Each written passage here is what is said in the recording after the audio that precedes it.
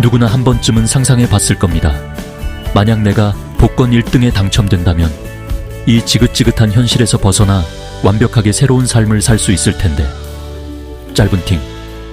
하지만 그 꿈이 현실이 되는 순간 진짜 이야기는 시작됩니다. 그리고 안타깝게도 그 끝은 대부분 우리가 상상하는 해피엔딩이 아니죠. 지금부터 들려드릴 이야기는 특정 개인의 경험이 아닌 수많은 1등 당첨자들의 실제 사례들을 바탕으로 재구성한 이야기입니다.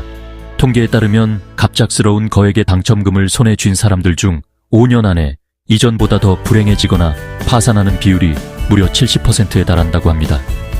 10명 중 7명은 결국 모든 것을 잃는다는 뜻이죠. 왜 그토록 바라던 행운이 오히려 불행의 씨앗이 되는 걸까요? 달콤한 꿈은 어째서 씁쓸한 현실로 끝나버리는 걸까요? 그 과정을 여러 당첨자들의 공통된 사례로 보여드리겠습니다.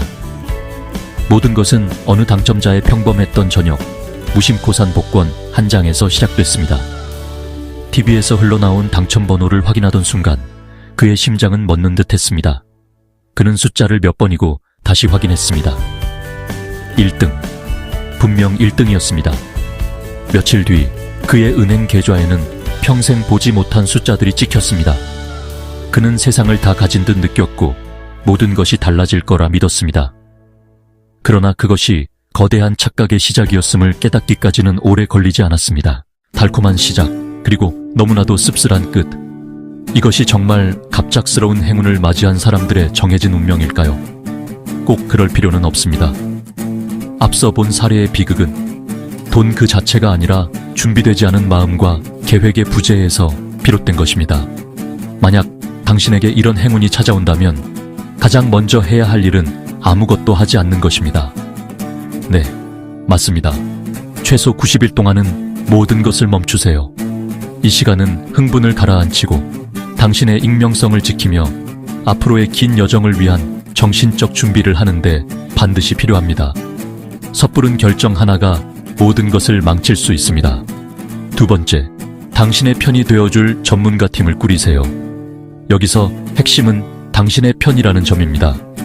상품 판매 수수료를 받는 사람이 아니라 오직 당신의 이익을 위해 일하는 수수료만 받는 재정 상담사를 고용하세요. 이들은 당신의 재정적 목표를 객관적으로 분석하고 최적의 길을 안내할 것입니다. 또한 복잡한 세금 문제를 처리해줄 유능한 세무 전문 변호사도 필수적입니다. 이 초기 투자가 미래의 수십억 원을 지켜줄 방패가 됩니다. 세 번째, 돈을 안전하게 지키고 계획적으로 사용하세요. 당첨금 전액을 언제든 쓸 수 있는 계좌에 두는 것은 불을 옆에 둔 기름통과 같습니다. 신뢰할 수 있는 금융기관에 안전한 상품에 예치하고 앞으로 1년에서 2년치 생활비를 충당할 수 있는 별도의 예비 자금을 마련해 두세요. 그리고 이 돈을 바탕으로 축하 파티를 열기 전에 먼저 1년 예산 계획을 세우세요. 갑작스러운 생활 수준의 인플레이션은 가장 경계해야 할 적입니다. 과도한 소비를 자제하고 당신의 자산이 당신을 위해 일하게 만들어야 합니다. 네 번째, 투자의 원칙을 세우고 지키세요. 완전히 이해하는 것에만 투자하세요. 이 간단한 문장이 모든 투자의 시작과 끝입니다. 친구의 추천이나 유행을 좇는 투자는 실패로 가는 지름길입니다. 시간을 들여 공부하고 소액으로 연습하며 경험을 쌓으세요.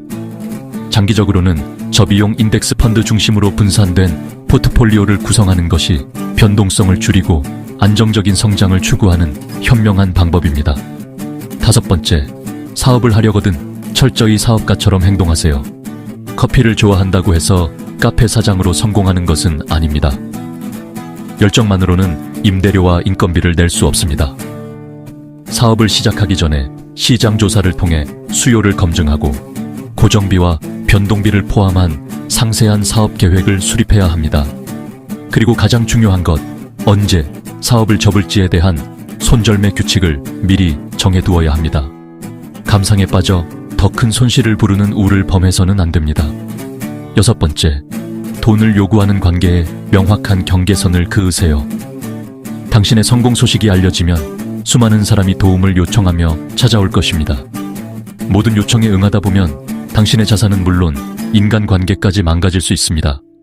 누구를, 어떻게, 얼마나 도울 것인지에 대한 명확한 원칙을 세우고 이를 서면으로 정리해두는 것이 좋습니다.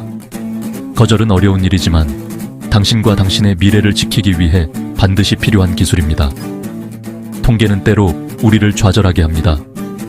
복권 당첨 후 50명 중 1명 미만이 더 부유해진다는 이야기가 사실이든 아니든 중요한 것은 규율이 없다면 확률은 결코 당신 편이 아니라는 진실입니다. 하지만 이 모든 원칙들은 결국 하나의 단어로 귀결됩니다.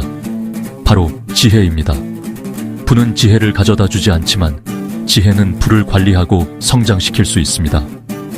만약 일생일대의 행운인 복권이 당신을 찾아온다면 부디 그 돈을 쓰기 전에 지혜가 먼저 당신을 찾아오도록 하세요. 멈추고 계획하고 배우십시오. 당신의 이야기는 비극이 아닌 지혜로운 부의 대물림을 시작하는 희망의 서사가 될 수 있습니다. 결국 남은 것은 텅 빈 장어와 무너진 관계뿐이었습니다. 어떻게 이 지경까지 오게 된 걸까요? 주인공의 이야기는 극단적인 사례처럼 보일 수 있지만 사실 놀라울 정도로 흔한 패턴을 따릅니다. 우리는 종종 로또 당첨자의 70%가 파산한다는 자극적인 말을 듣곤 합니다. 이 말은 마치 저주처럼 들리며 많은 사람들에게 일확천금의 위험성을 각인시켰습니다. 하지만 이 통계, 과연 사실일까요?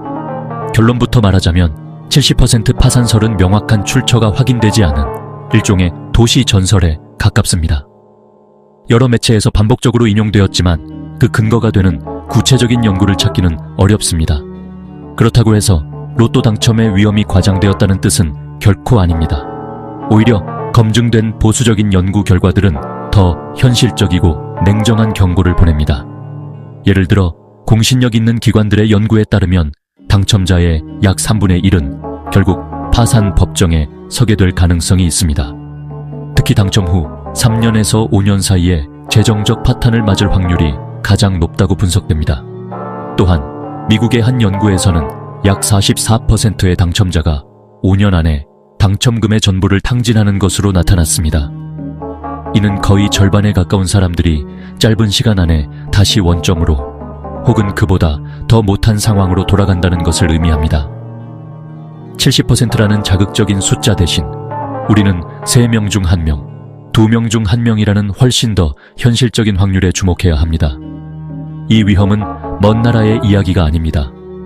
한국에서는 매주 평균 10명 안팎의 1등 당첨자가 꾸준히 나오고 있습니다.